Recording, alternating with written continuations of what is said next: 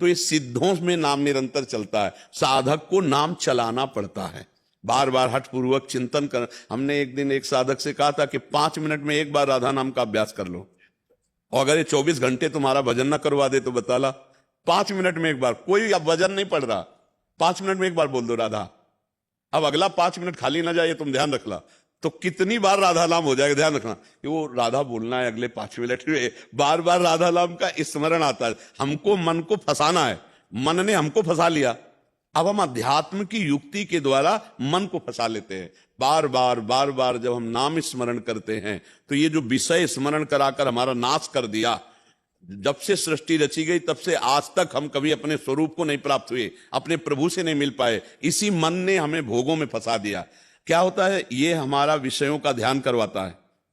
जब हम एकांत में बैठते हैं नाम जप करने तो भाग जाता है और गंदी बातें चिंतन कराता। पूर्व में भोगी हुई, सुनी हुई या आगे भोगने की लालसा वाली, ये चिंतन कराता है, या रागात्मक या द्वेषात्मक, यही चिंतन कराता है। उससे हमको हटाना होगा। अगर हम उस ध्यान में लग गए तो नाम तो छूट ही जाएगा और हमसे गलत संस्कार भी और नए पुष्ट हो जाएंगे। ध्यायतो विषयान पुंसांस संगास तेसुपजायते संगास संजायते कामा कामात क्रोधो भी जाते क्रोधात भवति सम्मोहा सम्मोहा स्मृति विभ्रमा स्मृति भ्रंशा बुद्धिनाशो बुद्धिनाशात प्रणश्यति। जब हम विषयों का ध्यान करते हैं तो विषय भोगने की इच्छा होती है, और जब विषय भोगने की इच्छा होती है तो वो क्रिया में बदल जाती है, और जब क्रिया हो जाती है तो हमारा सब कुछ छिन जाता है। अध्यात्म का हमारे अंदर वो सामर्थ्य नहीं रह जाती जो दिव्यता आनी चाहिए। तो जय बार हमारा मन विषयों में जाए, तय बार इसको हटाकर प्रभु में लगाना है।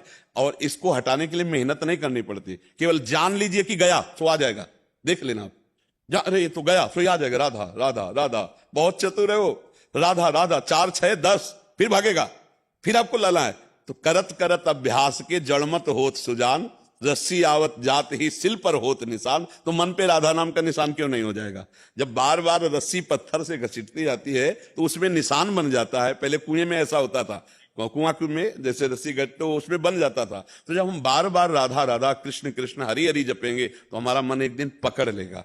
और मन जब पकड़ लेगा तो जैसे आज हम विषय चिंतन छोड़ना चाहते हैं तो नहीं छूट पाता, ऐसे आप भजन छोड़ना चाहोगे तो भी भजन नहीं छूटेगा।